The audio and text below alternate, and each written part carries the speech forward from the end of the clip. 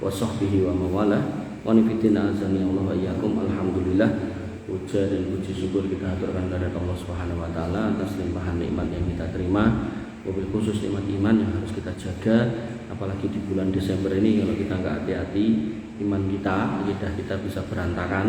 Maka tema malam hari ini tetap tentang tauhid, tapi kemudian dikaitkan tentang bulan Desember, yaitu kita dapatkan bagaimana di dalam Alkitab disebutkan pada Matius 23 bahwasanya janganlah kamu menyebut siapapun di muka bumi ini sebagai Bapa, karena Bapamu itu hanya satu yang di surga.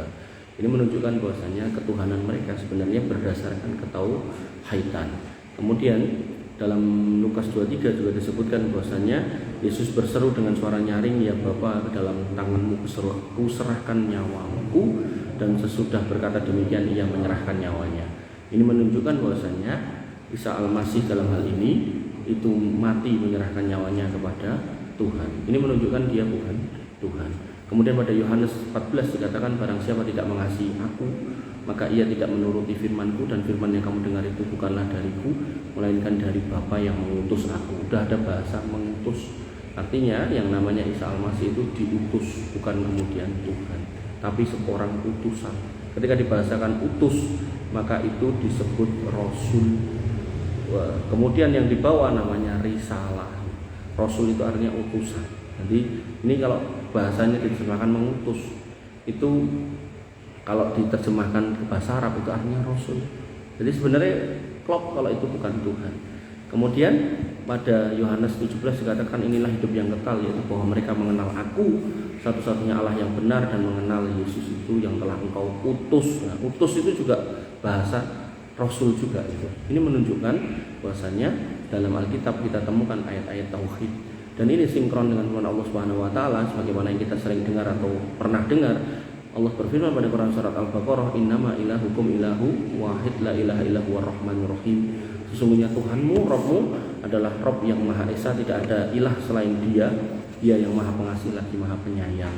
Kemudian pada An-Nisa ayat 36, wa'budullah wa la tusyriku bihi syai'an. Sembahlah Allah saja dan jangan pernah berbuat kesyirikan kepada siapapun. Artinya jangan pernah menyekutukan Allah dengan siapapun.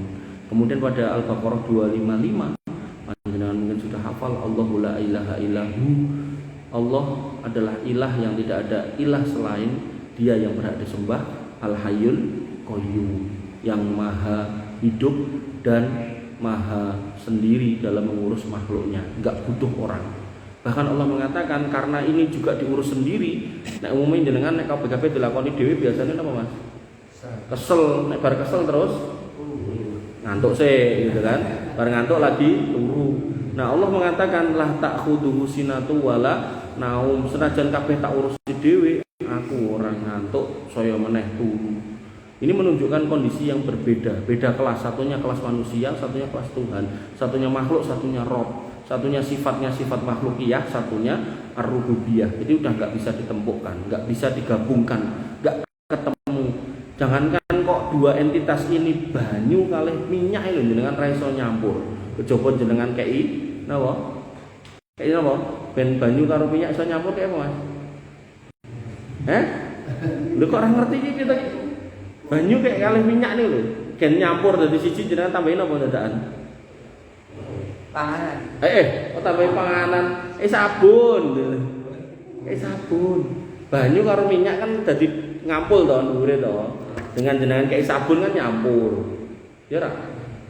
Dan dengan nyampur itu ya tidak bisa disebut minyak, ya ora iso dienggo sebagai banyu, diminum enggak bisa.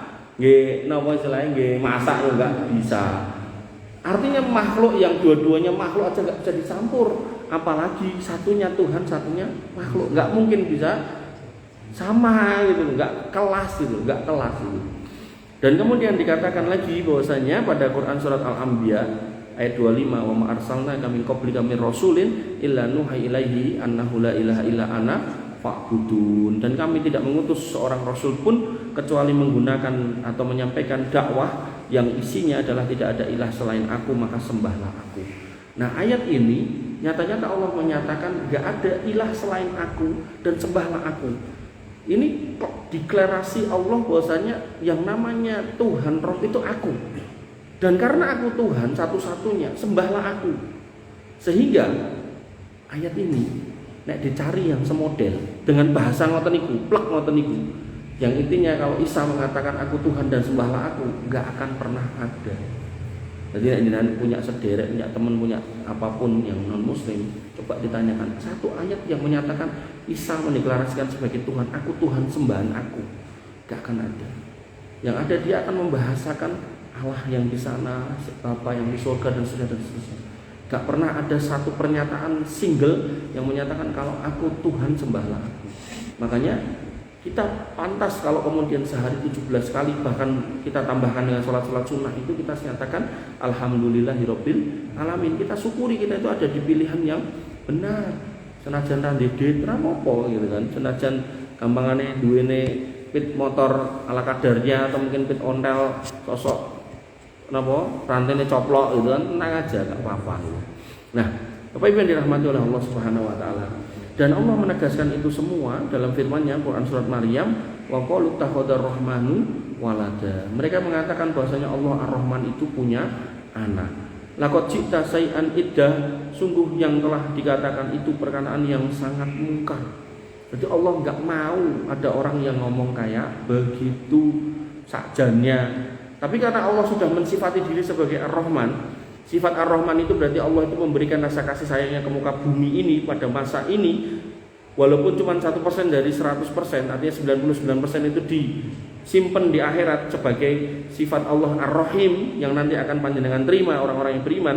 Maka 1% ini memenuhi seluruh jagat raya, dari mulai manusianya, binatangnya, tumbuhannya, dari mulai yang kelihatan sampai yang enggak kelihatan, amuba, bakteri, semuanya, dari mulai yang serangga, burung-burung, ikan-ikan, semuanya dapat.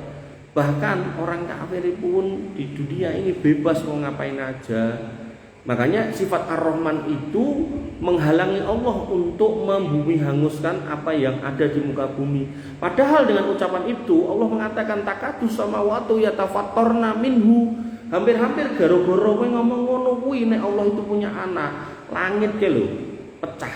Hampir-hampir. Artinya Allah itu ya cara menungso pun gregeten ngoten lho. Ning ditahan karena Allah punya Ar-Rahim. Dan ini memang dunia. Liyabluwakum ayyukum ahsanu amala, untuk ngetes panjenengan ini mana di antara kita ini manusia ini yang amalnya paling baik, yang imannya paling jujur. Nek tenan misal enak wong ngomong Allah itu punya anak kesambar bledek, kira-kira sesuk jek enak wong agama liya ora? Pak, enten enten.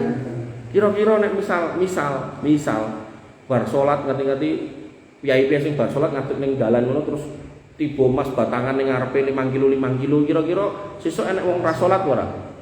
Doa salat kabeh. Makanya dibahasakan liyabluwakum ayyukum ahsanu amala, itu panggilan keimanan yang tidak membutuhkan itu semua. Artinya apapun yang terjadi sama hidup panjenengan, apakah dedet atau ora, apakah sugih atau ora, apakah jadi pejabat atau ora, apakah tumpakane alus apa ora, apakah omahe ngontrak atau omahe pagrong-magrong, maka Allah pengen delok apakah kamu masih istiqomah dengan imanmu itu, gitu loh. Tapi nek tadi itu modele wong ngomong Allah punya anak sabar gede juer atau mungkin pabrak motor itu ya, kabeh mesti do napa mlebu Islam itu loh. Makanya liyabluwakum ayyukum ahsanu amala ini sebuah proses alamiah dari manusia ini yang berjuang mencari hidayah, gelem linggo ngaji, nuntut ilmu, diskusi karo ustadz, karo guru, sampai dia yakin mantep apa yang di dalam hatinya, tidak ada keraguan sedikit pun. Itu loh orang yang disebut orang yang benar-benar beriman. Tapi nek kemudian ngakune Islam, tapi nek wong salat dicelatu, alah salat yang ono yahene ra sugih-sugih. Lah itu loh orang-orang munafik kayak gitu. Terus nek wong kudungan dicandaki, kudungan ngono kok ya ora panas.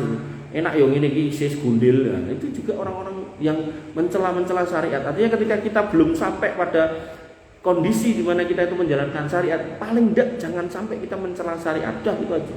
Itu yang paling minimal yang harus kita usahakan. Kalau kita kemudian belum bisa kayak orang-orang yang istiqomah dalam beragama, jangan sampai kita mencela mereka gara-gara mereka istiqomah dalam beragama.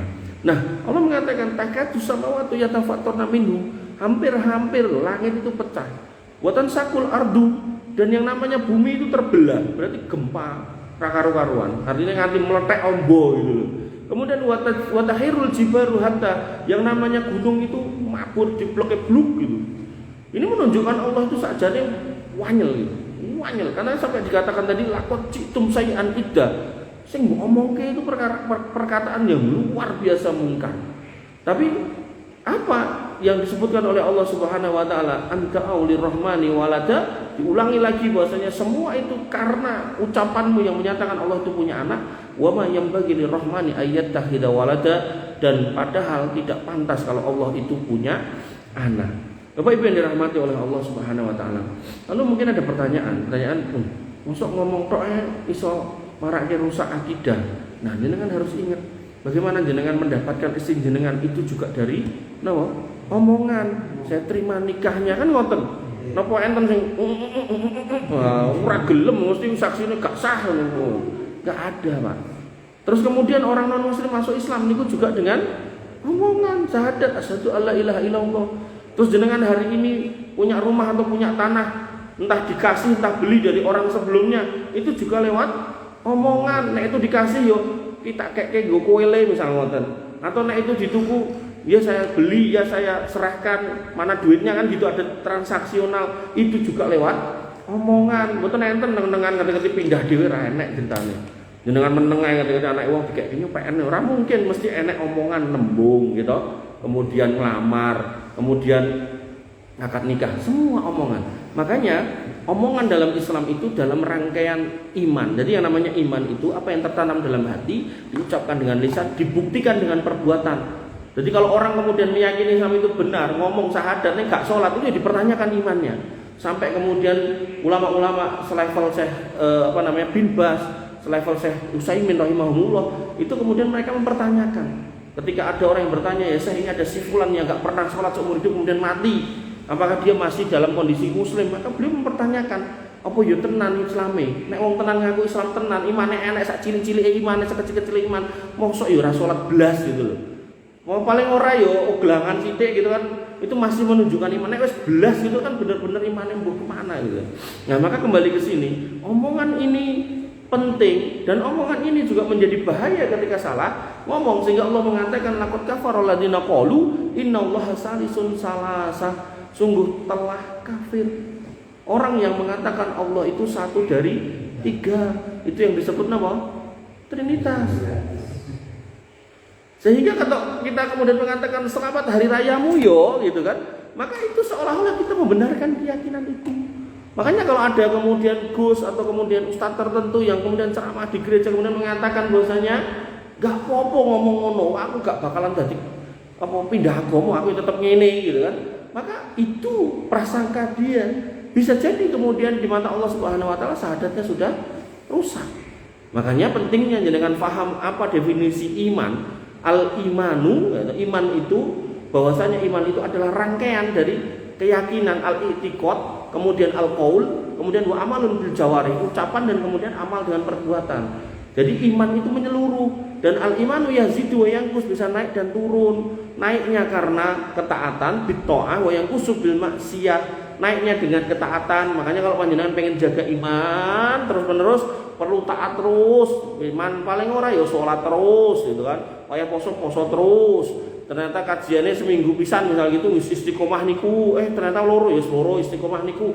Maka jenengan pilih yang wajib jenengan jalankan, yang sifatnya sunnah atau kemudian mustahab jenengan lakukan. Terus bismillah, maka itulah orang-orang yang berusaha mempertahankan keimanan. Sehingga di sini dikatakan orang yang kemudian mengucapkan kalimat yang pernyataannya menunjukkan indikasi pembenaran bahwasanya Allah itu bagian dari tiga, maka dikatakan laqad kafara, telah kafir.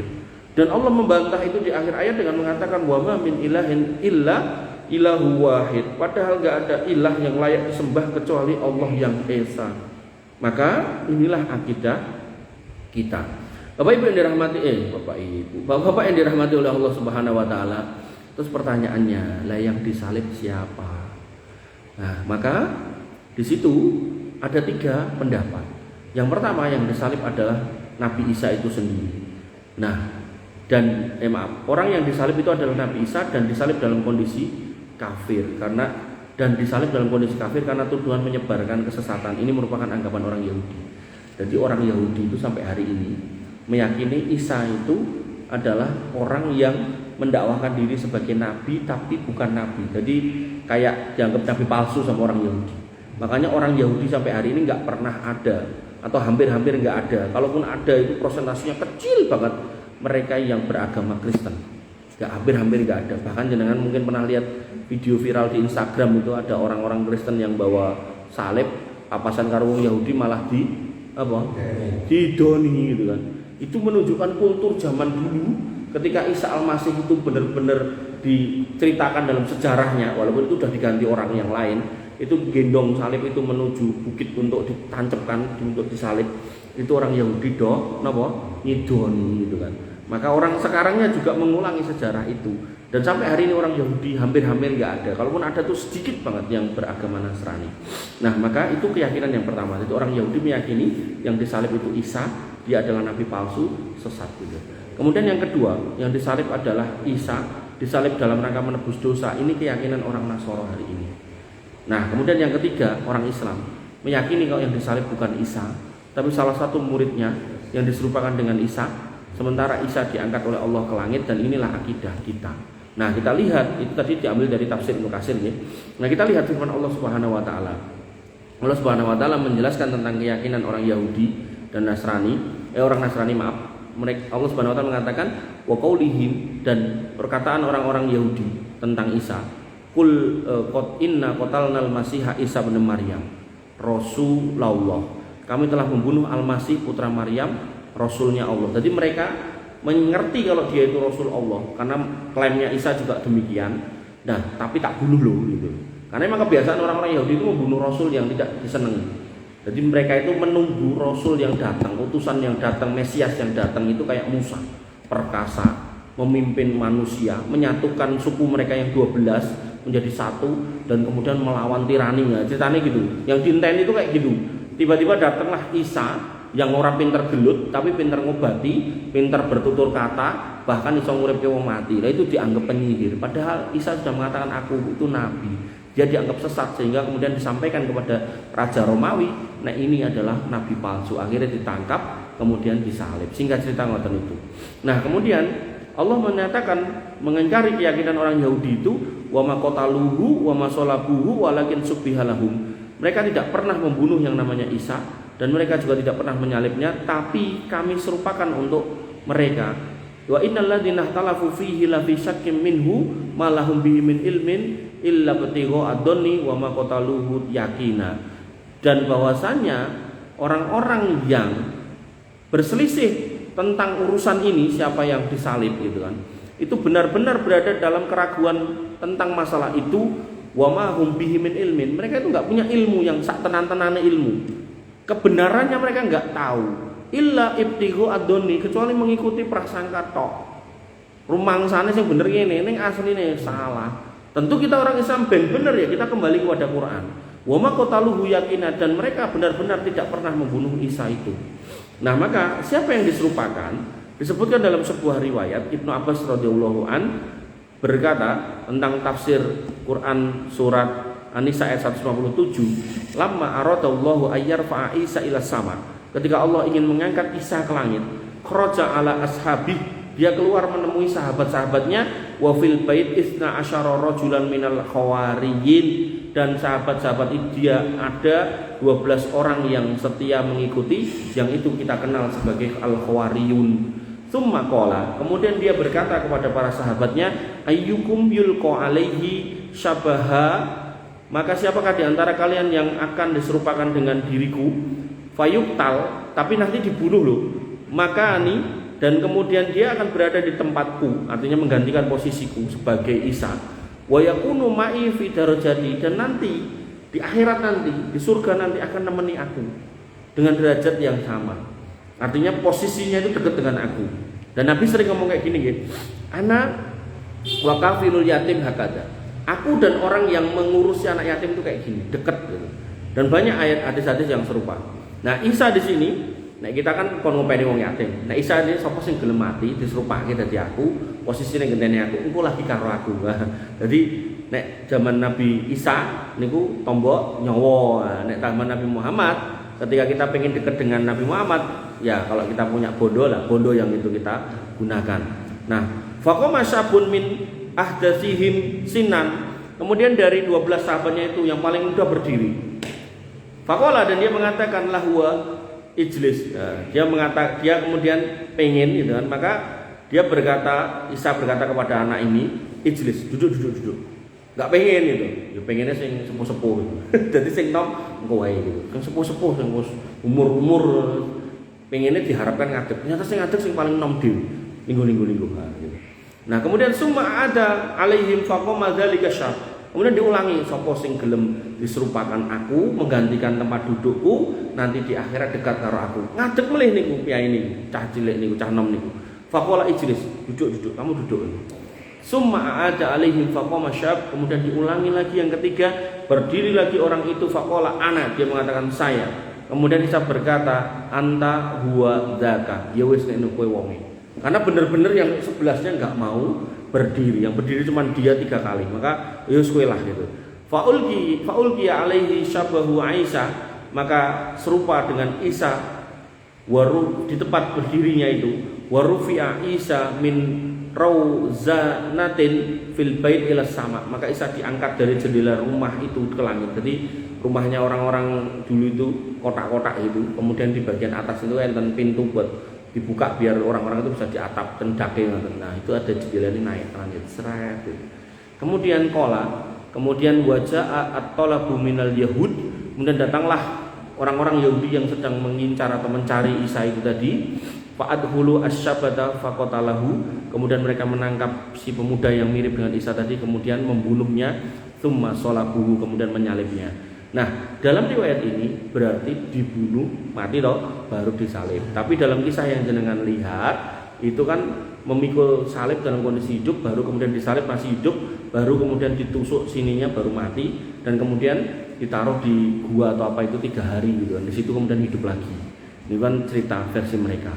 Nah, kemudian Ibnu Katsir berkomentar tentang hal ini, hada isnadun sahihun ila Ibni Abbas. Ini sanadnya sahih sampai Ibnu Abbas, wa kadza dzakara ghairu wahidin minas salaf annahu qala lahum, dan ada riwayat lain selain ini bahwasannya Isa berkata kepada mereka, ayyukum yulqa ilaihi sabahi fayulqa makani wa huwa rafiqi fil jannah. Siapa yang bersedia wajahnya diserupakan dengan wajahku, lalu dia dibunuh menggantikanku, dan balasannya dia akan menemaniku di surga. Tafsir Ibnu Katsir juz yang kedua. Bapak Ibu yang dirahmati oleh Allah Subhanahu wa taala. Poin pertama, berarti yang disalib pinten? 1 orang. Nah, yang kedua, ada pendapat yang kedua, yang disalib itu semua muridnya. Ini disebutkan oleh Ibnu Jarir bahwasanya beliau berpendapat bahwa yang diserupakan itu semua hawariyin, 12 semuanya itu mukanya sama. Maka ketika orang Yahudi mengepung rumah itu, yang menangkap mereka, dan Yahudi kebingungan dan mengatakan, kalian telah menyihir kami, tunjukkan mana Isa atau kami bunuh kalian semua. Kemudian salah satu di antara mereka ada yang maju dan teringat janji Isa bahwa ia akan mendapat tempat di surga bersama Isa. Lalu Yahudi itu membunuh orang tadi dan menyalibnya. Jadi yang diserupakan 12-nya, ning sing maju 1, kemudian ditangkap, kemudian yang 1 itu disalib, yang 11 tidak.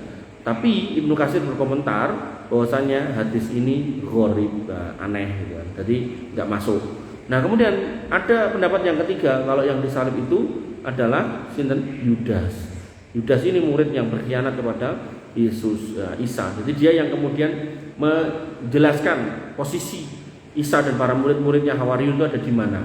Nah, ini disebutkan oleh Ibnu Katsir bahwasanya Ibnu Katsir membantah akidah ini dengan mengatakan wa ba'dun nasara yaz'umu anna Yudas wa huwa alladhi dallal yahudun ala Isa. Bahwasanya Nasrani menyangka bahwasanya Yudas itulah yang berkhianat, yang memberi Yahudi posisi Isa, wa huwa alladhi subbiha lahum fasalabuhu, dialah yang diserupakan dengan Isa lalu disalib, wa huwa yaqul, dan kemudian dia mengatakan inni lastu bisahibikum analladzi dalaltukum alaih. Aku bukan orang yang mbok cari, justru aku orang yang ada yang menunjukkan kalian posisi orang yang kamu cari itu.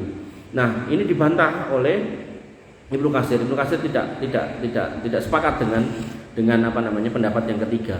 Nah, maka kesimpulannya, meskipun sejarah menyebutkan bahwasanya yang disalib itu Yudas, artinya mereka meyakini itu, maka tentu yang tepat atau yang bisa kita ambil pegangan yang ada dalilnya, maka yang pertama, yang dalilnya itu sahih atau minimal hasan dan dikuatkan dengan riwayat yang lain, bahwasanya yang disalib itu salah satu murid dari Isa. Nah, pertanyaannya sekarang, ya, apakah benar itu dalam rangka menebus dosa manusia? Nah, maka ketika itu yang ditanyakan, bahwasanya itu adalah dalam rangka untuk menebus dosa manusia, maka pertanyaannya, masa iya kalau dia anak Tuhan yang disalib untuk menebus dosa umat manusia, masa iya bapaknya mendiamkan aja? Kan nggak mungkin. Belum lagi kemudian ketika dia di tiang salib, di dalam, saya lupa kitabnya apa, itu disebutkan, ya di Injil juga disebutkan bahwasanya dia mengatakan Eli Eli lima sabachthani, Tuhanku Tuhanku mengapa engkau meninggalkanku. Ini menunjukkan dia berdoa meminta tolong kepada Tuhannya. Ini menunjukkan bahwasanya dia itu nggak ridho gitu. Nek memang itu tujuannya disalib untuk menebus dosa manusia dan itu bagian dari rencana besar, kudune kan yo seneng gitu. Ya toh. Kayak jenengan misal wis ditakdirke bertemu dengan nyonya jenengan gitu kan. Ya pasti pas nikah yo seneng toh, enggak nangis-nangis gitu toh. Nangisnya bahagia gitu, bukan nangis kemudian anyel gitu kan. Nah, maka orang yang sudah ditakdirkan untuk menjalani takdirnya itu kudune kan seneng. Tapi kemudian kok kenapa dia minta bantuan dari Tuhan? Maka itu menunjukkan dia sebenarnya tidak dalam posisi untuk melakukan itu. Dan banyak sebenarnya alasan-alasan kenapa kita bisa membantah itu semua, tapi ya namanya keyakinan gitu. Makanya di dalam Islam itu panjenengan setiap hari 17 kali mengatakan ihdinas siratal mustaqim, yaitu tunjuki aku jalan yang lurus ya Allah, siratal ladzina an'amta alaihim, jalan orang-orang yang kau beri nikmat, yaitu Nabi dan para sahabatnya, ghairil maghdub waladdallin, bukan jalan orang Yahudi yang dimurkai dan bukan jalan orang Nasrani yang tersesat. Kenapa Yahudi ini termurkai? Karena mereka ngerti ilmu nih tapi ra gelem nglakoni. Makanya orang Islam bisa bersifat kayak Yahudi ketika wis sinau cara salat ora gelem salat, itu contoh. Ngerti halal haram, ngerti ciu ki haram, ya tetap diombe, kayak orang-orang Yahudi. Nah, sebaliknya orang-orang Nasrani, dia itu dikatakan orang sesat apa? Dia nggak punya ilmu tapi kemudian dia beramal tanpa ilmu. Nah, dalam hal ini ketika kita cocokkan misal terkait dengan tadi akidah, bahwasanya kita orang Islam meyakini Allah itu karena Allah yang menyatakan aku itu Tuhanmu, sembahlah aku, maka dalam kitab mereka nggak akan pernah ditemukan Isa itu mengatakan aku Tuhanmu, sembahlah aku. Dengan kalimat yang seperti itu nggak ada. Yang ada tafsiran. Nah, kemudian yang kedua, ketika kemudian nanti tanggal 25 itu dirayakan sebagai hari kelahiran daripada yang dimuliakan oleh mereka, itu pun juga nggak ditemukan di dalam Al-Quran. Al-Quran ditemukan dalam Alkitab, sama sekali nggak ada. Tanggalnya itu nggak ada. Maka ketika dua pondasi ini aja nggak ada, maka harusnya suatu keyakinan itu nggak bisa ditegakkan. Makanya kita orang Islam ketika tadi disinggung ngomong Isra Mi'raj, Nabi itu Isra Mi'raj seumur hidup pisan. Kok kemudian ada orang ngaku anaknya Nabi mengatakan kalau Habib Fulan bin Fulan Isra Mi'raj ping 70. Nah, maka ya kita harus cari dalilnya. Nggak enak ya kita nggak boleh meyakini itu. Karena logikanya gini loh. Pada zaman itu Isra Mi'raj itu dianggap sebagai sebuah amalan atau perbuatan yang di luar nalar. Saking di luar nalarnya yang bisa bertahan atas keyakinan itu cuman Abu Bakar, sehingga kemudian Abu Bakar mendapat gelar As-Siddiq, dan sebagian kaum muslimin yang pernah masuk Islam itu sebagiannya murtad lagi karena dikompori oleh Abu Jahal.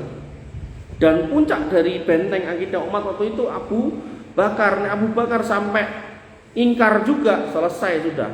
Ternyata Abu Bakar mengatakan, nek tenan Nabiku Muhammad SAW ngomong kayak gitu, bahkan lebih dari itu, aku tetap beriman. Makanya Abu Bakar mendapat gelar As-Siddiq, orang yang selalu membenarkan Nabi Muhammad SAW. Nah, maka kalau kemudian ada orang hari ini yang mengatakan ada yang bisa Isra Mi'raj sampai ping 70, itu kan bahasa gampangnya seolah-olah dia lebih sakti daripada Nabi SAW. Ceritanya piye gitu, padahal Nabi itu orang pilihan, orang yang dijaga oleh Allah, orang yang maksum, yang paling berakhlak, yang paling jujur, paling amanah, paling segala-galanya. Bahkan yang pertama gedok pintu surga, yang pertama dibukakan surga, yang pertama masuk surga, yang pertama mengucapkan salam untuk menuju surga. Kok terus enek wong sing luweh napa istilahnya, sing luweh sekti gitu, terus piye ceritanya gitu. Gak masuk akal. Sampai kemudian ada lagi yang mengatakan guru kami Habib Fulan bin Fulan itu mengatakan nanti kalau aku sudah Surga aku nggak akan masuk sampai aku kunjungi neraka. Aku katakan itu temanku teman yang nggak mbok ke genimu tak padamke. Lho piye ceritane gitu. Makanya ini saya pernah satu kajian di salah satu masjid di Solo itu. Saya kajian kayak gini, bareng rampung itu dicegat saya keluar. Bapakmu lulus SMA orang, lulus, ibumu malah S2 gitu. Untung dia nggak nanya saya gitu kan. Ya, saya nggak ditanya, saya menengah gitu kan. Terus rumahmu ngendi? Sini saya jelasin. Terus terakhir dia bilang ini, kowe kok nggak ning majelis Habib Fulan bin Fulan? Lah ngapain aku kesana? Yo nuntut ilmu lah gitu. Ilmunya apa di situ gitu kan. Terus dia bilang, aku melihat di sana banyak orang yang juga luwih dawa timbang kowe, bahkan sak mini iki. Alhamdulillah saya sudah waras. Oh berarti aku edan aku gitu. Artinya gini loh Pak, kita jelaskan semua tadi kayak tadi itu, hati-hati kita sebutkan dalile, ayate, logikane gitu kan. Terakhir itu tetap kalah karo wong taksub, wong fanatik. Dan bahkan yang bersangkutan itu ngapunten salat nganggo kaos oblong, lusuh, reget, letek, gundul plontos alus kabeh gitu kan sampai itu. Berarti nek aku ngomong ini ngikuti sunnah keliru ya. Sing bener malah kaya kowe ngono kuwi ya. Kaya kowe ngono kuwi modelan. Terus udah dia pergi. Jadi yang harus panjenengan pahami, agama itu harus tegak di atas dalil. Apalagi kalau ngomongan akidah, enggak boleh tanpa dalil, harus ada dalilnya. Makanya saya secara pribadi, ya, itu ketika menyampaikan sesuatu, saya berusaha menghadirkan dalilnya. Karena saya juga enggak mau, Pak. Saya ngimpi untuk pahala akeh, malah untuk tuntutan akeh goro-goro ngajari wong enggak pakai dalil gitu loh. Itu mengerikan gitu loh. Oke, mau ajari wong sakmene mbane. Jadi saya kan dititipi salah seorang jamaah untuk membagikan buku dzikir itu kan. Itu saya sudah membagikan 1000 lebih. Berarti kan dalam seminggu itu saya bengi majelis itu ada hampir 1000 orang gitu loh. Nah, itu nek saya nyampaikan luput, ya nyemplung rokok jeruk banget saya gitu. Makanya saya berusaha untuk hati-hati. Wes hati-hati gitu dicegat karo ya kayak gitu tadi. Makanya yang harus dengan pahami Bapak yang dirahmati oleh Allah Subhanahu wa taala.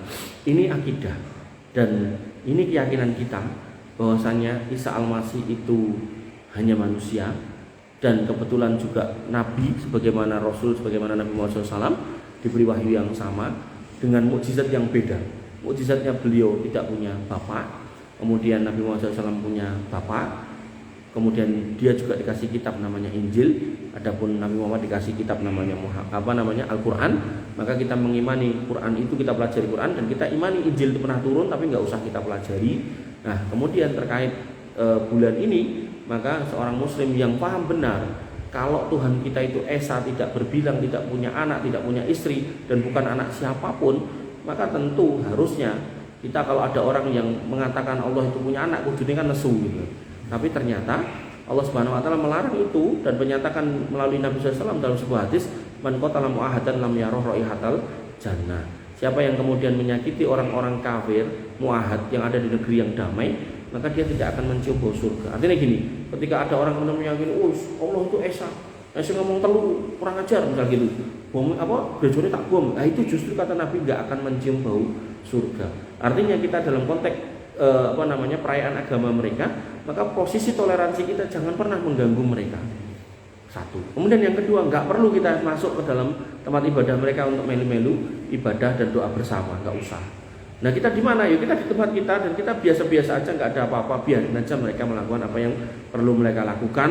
Ya walaupun itu Allah kemudian murka dengan itu, ya sudah, itu kan masih di dunia, sehingga insya Allah nggak akan melakukan hal-hal yang kemudian sampai bumi hangus seluruh dunia. Kalau belum hari kiamat maka itu nggak akan terjadi.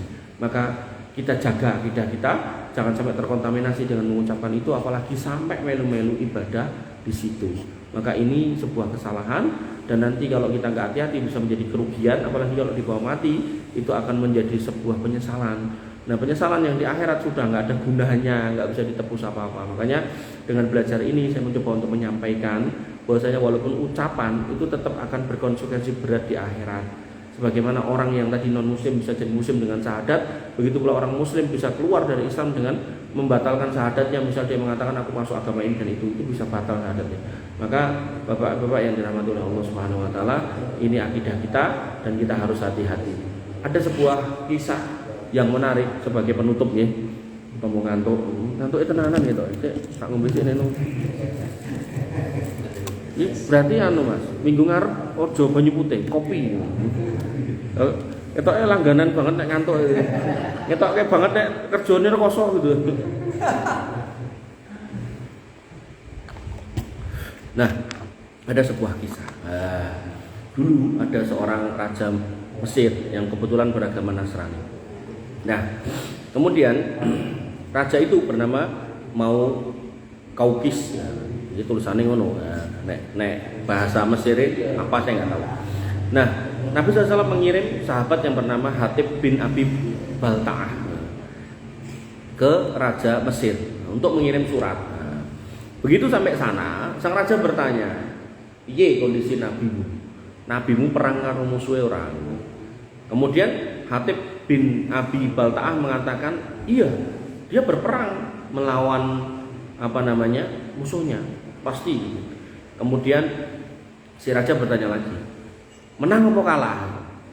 Jadi raja ini pengen ngetes menang apa kalah. Jawaban Hatib bin Abi Balta'ah, yo apa enenge? Ya sok menang, ya sok kalah. Perang yang menang apa Mas? Pak Uhud. Salah. Perang yang menang Badar. Perang yang kalah Uhud. Nah, contoh ya. Artinya memang benar-benar ada menang dan ada kalah gitu kan. Dan itu jawaban benar. Rajanya spontan jawab. Wah, mosok Nabi kok kalah. Mosok Nabi kok kalah. Nah, gandeng sing dikirim niki wong pinter, sahabat yang pinter, bukan sahabat sing bodoh. Nek bodoh di ngono kan langsung nglentruk, langsung mulai nangis. Boten. Ternyata dia orang pinter. Begitu rajanya spontan ngomong gitu, ya Hatib bin Abi Balta'ah ya spontan jawab. Loh, bukankah ada Tuhan yang ditangkap dan disalib? Dong boten jenengan. Jadi kalau kamu mengatakan nek nabi ra entuk kalah, lah wong Tuhanmu iki dicekel wong lho terus disalib lho. Piye kuwi kan? Artinya kan itu sebuah jawaban yang menohok gitu. Disitulah rajane kemudian meneng klakep gitu. Itu diskusi yang pertama. Diskusi yang kedua, ada seorang hakim namanya Al-Baqillani yang kemudian diutus untuk ketemu dengan Raja Romawi. Nah, Pak Hakim ini ya kemudian datang menghadap Raja Romawi. Di mana Raja Romawi ini meminta kepada khalifah pada waktu itu untuk dikirim ulama, dijak debat. Jadi pengen ngedu ilmu antara pendeta Nasrani dengan Pak Hakim ini, dengan Islam ini. Tapi bukan ilmu sihir, jadi ilmu pengetahuan terkait ayat-ayat gitu loh. Terkait akidah. Dikirimlah khalifah mengirim Hakim Al-Baqillani. Dan kalau zaman dulu yang namanya qadhi hakim itu mesti pinter. Jadi pinter tafsir, pinter fikih, pinter ilmu waris, pinter sastra, semua pinter. Bener-bener ulamanya umat. Jadi nggak kayak sekarang, pokoknya lulus SH jadi hakim. Jadi hakim ya tinggal wani piro gitu kan. Itu integritasnya itu kurang. Calonnya wis iso nglumpukke 987 miliar gitu kan. Hakimnya untuk piro itu kan. Nah, maka begitu sampai di Romawi, nah ternyata telah disiapkan tuh kondisi di mana mereka akan berdebat. Tapi pihak protokoler kerajaan punya toto coro. Ternyata orang yang mau menghadap, misal debatnya di sini rajane ten mriki, begitu mau masuk itu kon sujud sih gitu. Lah Pak Hakim ini sebagai orang yang berilmu dan berakidah lurus nggak mau bersujud di depan manusia, ora bakalan gelem gitu kan. Dan justru ini dianggap sama pihak protokoler sebagai penghinaan. Nek kamu gak sujud ya kan jenenge menghina raja. Loh, dia punya keyakinan nek aku sujud aku menghina Tuhanku. Itu lebih berat gitu kan. Dong boten. Nah, nek dong kita lanjutkan. Maka dia tetap nek gak mau untuk sujud. Akhirnya ya gampangannya dia ngomong, nek aku tetap bukan sujud, aku mending mulai. Aku cara diseneni khalifah, gampang tak jawab ngono mesti khalifah bela aku. Wong khalifah akidahe yo lurus gitu kan. Tapi nek wong akidahe gak lurus kan sujud. Oke, kan ngoten to. Nanti dilosor-losor ngono ya dilakoni gitu kan. Iki wong urip lho, Al-Baqillani gak mau. Tapi nek jenengan delok Gus Fulan itu kan sampai arep ning makam nganti belakang-belakang kaya ngono kan. Lah artinya kan kita bisa melogika iki sing jane di atas ilmu sing ndi gitu kan. Mana yang di atas akidah yang lurus kan ketahuan sebenarnya. Nah, maka yang terjadi Bapak-bapak yang dirahmati oleh Allah Subhanahu wa taala, Pak Kaisar Rajane ini enggak mau nek dhek mulih wong iki pengen nonton debat kok malah mulih piye. Cara jenengan wis ngenteni napa ILC ora sida tayang kan gelo gitu kan padahal temane bahas napa Habib. Aku malah rong nonton. Delok cuplikane kok ketoke seru nganti muni-muni bengok-bengok ngoten nah. Kemudian akhirnya protokolernya wis ngene wae diakali. Lawange sing gedhe digawe cuwili. Gelem ra gelem wonge mlebune berangkat. Kados nek omah Jawa niku kan enten gebyok sing mburi niku lho, nek pintune cilik. Nah, iki digawe cilik meneh. Dadi bener-bener nunduk berangkat. Nah, kemudian yang terjadi begitu sampai situ, ya wis kowe tok mlebu apa jenenge ora brangkang atau ora sujud ra apa-apa. Begitu didelok pintune cilik gitu kan. Yang terjadi dia tidak memasukkan kepalanya dulu tapi bokongnya dulu. Berarti dia mundur gitu kan. Nah ini nek orang wong duwe ilmu ora mungkin, Pak. Duwe ilmu, duwe keberanian. Kenapa? Akidah lurus. Orang yang akidah lurus ora wedi mati, Pak. Jadi nek dengan perbuatan itu akhirnya mbok mateni aku ya siap gitu. Nah, Bapak Ibu yang dirahmati oleh Allah Subhanahu wa taala. Kemudian ya wis gelem ra gelem wong rajane pengen nonton diskusinya itu. Masuklah Pak Al-Bagilani ini ketemu dengan pendeta. Nah, Bagilani ini yo jenenge wong pinter. Wong pinter itu ora perlu ngomong sing aneh-aneh. Sing simple tapi menohok. Apa kata dia? Menonjok. Ya, menohok menonjok. Nah, begitu menonjok ngeten Pak. Jadi mboten menonjok Pak, jadi menohok aja. Nek menonjok dis gitu. Jadi dia langsung teko. Pak Pastor, kabarmu piye? Kabare bojomu piye? Kabare anakmu piye gitu. Zaman dulu ketika Nasoro itu masih satu payung yaitu Katolik, itu adanya cuma pastor, nggak ada gereja, nggak ada pendeta. Nah, pastor ini nggak boleh nikah. Nah, kemudian begitu Al-Bagila ini tanya gitu, kabarmu piye, kabari keluargamu piye, bojomu piye, anakmu piye. Maka si raja langsung ngomong, mosok khalifahmu ngirim menungso kaya kowe ngono kuwi. Lho, lah piye to? Lah mosok aduh-aduh rene iki ngerti kok kabari pastor-pastor kuwi karepmu piye. Loh, lah ngopo ya ora entuk tekok kabar. Ya nek dijawab ya ngoten niku. Loh, apa kowe ora ngerti? Nek pastor iki kan ora kawin. Otomatis ya ora dibojo, ora ndek anak. Lah kok ngapunten nggih bahasane. Kok pekokmu ndak tekok bojomu piye, anakmu piye? Apa kowe iki sebodoh itu nganti tekok itu gitu. Nah, Al-Bagilani jane ya ngerti, cuman akhirnya kan gini. Oh, lah kok ora entuk nikah ngopo? Ngoten. Nah, kemudian si pastor mengatakan, nah, mereka nggak boleh nikah, biar mereka suci hanya menghamba kepada Tuhan saja gitu. Nah, dalam riwayat lain dikatakan nikah itu kan kotor karena melampiaskan nafsu syahwat dan seterusnya. Orang akan berpikir tentang dunia, makanya pastor-pastor itu nikah dan suci terus. Al-Bagilani mengatakan sebuah kalimat yang menohok tadi. Beliau mengatakan tanazzahunahu an hadza wala tanazzahuna Allah anis sahibati wal walad. Kami bisa mensucikan manusia ini yang namanya pastor ini dari menikah ben suci. Tapi ngopo kowe ora mensucikan Allah dari punya anak? Dong mboten. Kok tak ngantuk ya. Tenan kok minggu ngarep kopi. Jadi dia tuh bertanya, kowe bisa mensucikan manusia loh. Ben mbok anggap suci, mbok anggap alim, ra entuk nikah, mbok gawe SOP gak entuk nikah, enggak boleh dibojo, enggak boleh di anak. Tapi kok Allah enggak mbok sucikan? Piye ceritane gitu loh. Itu kan sebuah pertanyaan yang mendasar sekali bahwasanya akidahmu itu jane piye to gitu loh. Tapi ya namanya manusia, ya tetap aja memilih untuk melakukan apa yang disenangi. Bapak Ibu yang dirahmati, Bapak Ibu meneh, Bapak yang dirahmati oleh Allah Subhanahu wa taala. Maka ini masih ada bab lagi tapi kayaknya sudah waktunya enggak cukup, yaitu tentang sejarah kelahiran Isa Al-Masih. Maka insya Allah kita lanjutkan di waktu yang akan datang. Ada yang mau nanya enggak? Mas Bro, mau nanya? Pas. Mau pulang kok. Oh jadi senang tentang ajaran Romawi Pak Rafi cuma ini loh belum ada no.